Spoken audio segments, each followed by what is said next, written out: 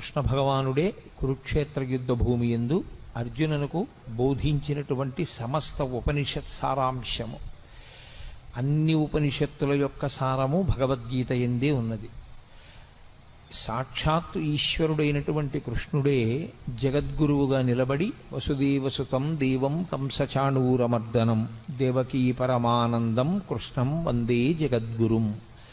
జగద్గురువు అయినటువంటి కృష్ణుడు, జగద్గురువు అయినటువంటి కృష్ణుడు అంటే ఆయన జగత్తును ఉద్దేశించి చెప్పలేదుగా భగవద్గీత.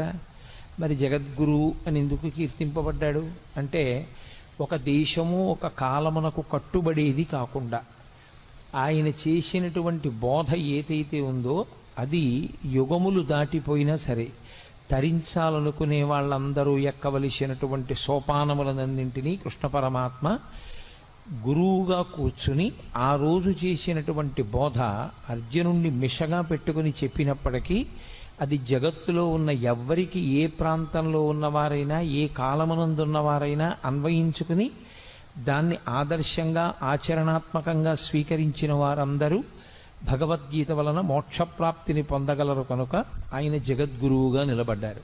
తరువాతి కాలంలో వచ్చిన జగద్గురు శబ్దానికి అర్థం కూడా అది. అందుకని కృష్ణం వందే జగద్గురుం అటువంటి మహానుభావుడు ఆ భగవద్గీతని బోధ చేసి ఉన్నారు.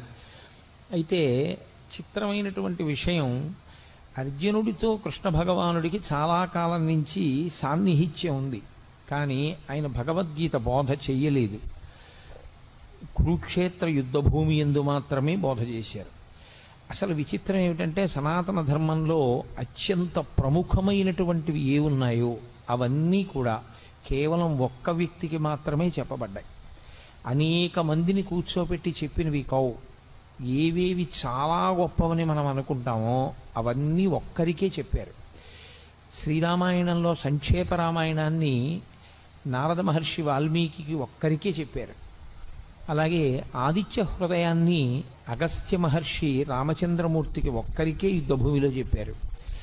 భాగవతాన్ని పరీక్షిత్తుకి ఒక్కడికే శుకబ్రహ్మ చెప్పారు.